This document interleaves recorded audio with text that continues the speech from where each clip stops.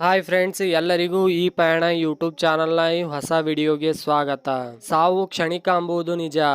ಯಾವಾಗ ಬರುತ್ತೆ ಅಂತ ಗೊತ್ತಿಲ್ಲ, ಹಾಗೆ ಹೇಗೆ ಬರುತ್ತೆ ಅಂತನೂ ಗೊತ್ತಿಲ್ಲ. ಮೊನ್ನೆವರೆಗೆ ಶ್ರೀಧರ್ ನಾಯಕ್ ಅವರು ಹೆಲ್ದಿಯಾಗಿ ಓಡಾಡ್ಕೊಂಡಿದ್ರು.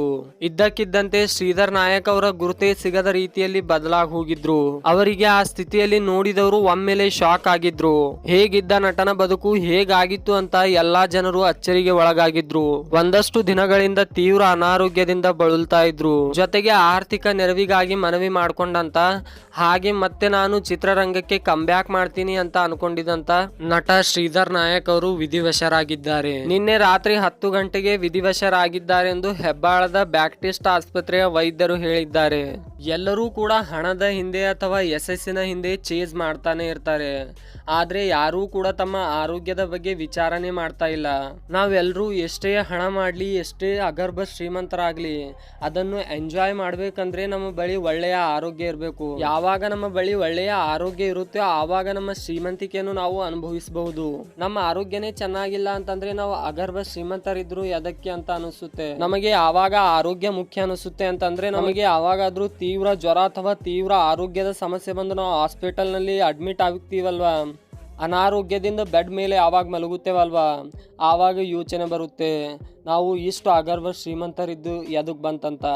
ಅಷ್ಟು ಅಗರ್ಭ ಶ್ರೀಮಂತರಿದ್ರು ನಾವು ಅದನ್ನು ಅನುಭವಿಸದಿದ್ರೆ ಅದಕ್ಕೆ ಅದು ಶ್ರೀಮಂತಿಕೆ ಅನಿಸುತ್ತೆ. ನಾನು ನಿಮ್ಮ ಪ್ರತಿಯೊಬ್ಬರಲ್ಲಿ ಕೇಳ್ಕೋತೇನೆ, ನೀವು ಎಷ್ಟೇ ಅಗರ್ಭ ಶ್ರೀಮಂತರಾಗ್ಲಿ ಅದರ ಜೊತೆಗೆ ನಿಮ್ಮ ಆರೋಗ್ಯವನ್ನು ಕಾಪಾಡಿಕೊಳ್ಳಿ. ಹಾಗೆ ಆರೋಗ್ಯದ ಕಡೆ ಒಂದು ಗಮನ ಹರಿಸಿ. ನೀವು ಎಷ್ಟೇ ಅಗರ್ಭ ಶ್ರೀಮಂತರಿದ್ರು ನಿಮ್ಮ ಆರೋಗ್ಯನೇ ಒಳ್ಳೇದಿಲ್ಲ ಅಂತಂದ್ರೆ ಅದು ಶ್ರೀಮಂತಿಕೆ ತಗೊಂಡು ಅದಕ್ಕೆ. ಶ್ರೀಧರ್ ನಾಯಕ್ಗೆ ಏನಾಗಿತ್ತು ಅಂತ ಗೊತ್ತಾದ್ರೆ ನಮಗೆ ಆರೋಗ್ಯ ಎಷ್ಟು ಮುಖ್ಯ ಅಂತ ಗೊತ್ತಾಗುತ್ತೆ. ಮೊದಲಿಗೆ ನಾವು ಶ್ರೀಧರ್ ನಾಯಕ್ ಯಾರು ಅಂತ ಮೊದಲಿಗೆ ತಿಳಿದುಕೊಳ್ಳೋಣ. ಶ್ರೀಧರ್ ನಾಯಕ್ ಅವರು ಪಾರು ಹಾಗೆ ಗೌರಿ ಹಾಗೆ ಹಲವು ಇತರೆ ಧಾರಾವಾಹಿಗಳಲ್ಲಿ ಅಭಿನಯ ಮಾಡಿದ್ದಾರೆ. ಇವರು ಪಾರು ಧಾರಾವಾಹಿಯಿಂದ ಹೆಚ್ಚು ಫೇಮಸ್ ಆಗಿದ್ರು. ಇವರು 40ಕ್ಕೂ ಹೆಚ್ಚು ಸೀರಿಯಲ್ಗಳಲ್ಲಿ ಅಭಿನಯ ಮಾಡಿದ್ರು, ಹಾಗೆ 13ಕ್ಕೂ ಹೆಚ್ಚು ಸಿನಿಮಾಗಳಲ್ಲಿ ಅಭಿನಯ ಮಾಡಿದ್ರು. ಸುದೀಪ್ ನಟನೆಯ ಮ್ಯಾಕ್ಸ್ ಸಿನಿಮಾದಲ್ಲೂ ಕೂಡ ಮುಖ್ಯ ಪಾತ್ರದಲ್ಲಿ ಕಾಣಿಸಿಕೊಂಡಿದ್ರು. ಈ ರೀತಿಯಾಗಿ ಸಿನಿಮಾ, ಸೀರಿಯಲ್ ಹಾಗೆ ರಂಗಭೂಮಿಯಲ್ಲಿ ಕಾಣಿಸಿಕೊಂಡಿದ್ರು. ಆದ್ರೆ ಆರ್ಥಿಕವಾಗಿ ಹೇಳಿಕೊಳ್ಳುವಷ್ಟು ಪ್ರಬಲರಾಗಿರಲಿಲ್ಲ. ನಾವೆಲ್ಲ ಅನ್ಕೊಂಡ್ ಬಿಟ್ಟಿದ್ದೇವೆ ಯಾರಾದ್ರೂ ಸೀರಿಯಲ್ ಅಥವಾ ಸಿನಿಮಾದಲ್ಲಿ ಕಾಣಿಸ್ಕೊಂಡ್ರೆ ಅವರು ಫೈನಾನ್ಷಿಯಲಿ ಸ್ಟ್ರಾಂಗ್ ಆಗಿದ್ದಾರೆ ಅಂತೂ. ನಾವು ಅನ್ಕೊಂಡಿದ್ದೆಲ್ಲ ಭ್ರಮೆ ಮಾತ್ರ. ಇನ್ನು ಅವರ ವೈಯಕ್ತಿಕ ಬದುಕಿನ ವಿಚಾರ ಬಗ್ಗೆ ಹೇಳುವುದಾದ್ರೆ ಯಾವ ಕಾರಣಕ್ಕೇನೋ ಗೊತ್ತಿಲ್ಲ, ಅವರ ಅಮ್ಮ ಹಾಗೆ ತಮ್ಮನಿಂದ ಕೆಲವು ವರ್ಷಗಳಿಂದ ದೂರ ಇದ್ದಿದ್ರು. ಆದ್ರೆ ಅವರು ಅನಾರೋಗ್ಯಕ್ಕೆ ಒಳಗಾದ್ಮೇಲೆ ಅವರು ತಮ್ಮ ಹಾಗೆ ಅಮ್ಮ ಬರ್ತಾರೆ. ಅವರ ಆರೋಗ್ಯವನ್ನು ನೋಡ್ಕೊಳ್ಳಲು ಅವರ ಅಮ್ಮ ಹಾಗೆ ಅವರು ತಮ್ಮನೇ ನೋಡ್ಕೋತಾರೆ. ಅವರಿಗೆ ಒಂಟಿ ಬದುಕನ್ನು ಸಾಗಿಸ್ತಾ ಇದ್ರು ಶ್ರೀಧರ್ ನಾಯಕ್. ಹಾಗೆ ಆರೋಗ್ಯದಲ್ಲಿ ಆದಂತ ಸಮಸ್ಯೆ ಏನಂತಂದ್ರೆ ಅವರೇ ಹೇಳಿಕೊಂಡಂತೆ ಅವರು ಯಾವಾಗ್ಲೂ ತಮ್ಮ ಕೆಲಸದಲ್ಲಿ ಬ್ಯುಸಿ ಇರ್ತಿದ್ರು ಅಂತ. ಅವರು ಯಾವಾಗ್ಲೂ ತಮ್ಮ ಕೆಲಸದ ಬಗ್ಗೆನೇ ಯೋಚನೆ ಮಾಡ್ತಾ ಇದ್ರು. ತಮ್ಮ ಕೆಲಸದ ಬಿಟ್ಟು ತಮ್ಮ ಆರೋಗ್ಯದ ಬಗ್ಗೆ ಯಾವಾಗ್ಲೂ ಯೋಚನೆ ಮಾಡಿಲ್ಲಂತ. ತಮ್ಮ ಆರೋಗ್ಯ ಹಾಗೆ ಊಟ ಉಪಚಾರದ ಬಗ್ಗೆ ಯಾವಾಗ್ಲೂ ಯೋಚನೆ ಮಾಡಿರ್ಲಿಲ್ಲ. ಅವರಿಗೆ ವಿಟಮಿನ್ ಹಾಗೆ ಪ್ರೋಟೀನ್ ನ ಕೊರತೆ ಇತ್ತು ಅಂತ. ಈ ಕಾರಣಕ್ಕೆ ಅವರಿಗೆ ಜ್ವರ ಹಾಗೆ ಕಫದ ಸಮಸ್ಯೆಗಳು ಬರ್ತಾ ಇದ್ವು. ಯಾವಾಗ ಅವರಿಗೆ ಜ್ವರ ಹಾಗೆ ಕಫ ಬರುತ್ತೋ ಆವಾಗ ಅವರು ಅವರ ಮನೆ ಸಮೀಪ ಇರುವ ಆಸ್ಪತ್ರೆಗೆ ಹೋಗಿರ್ತಾರೆ.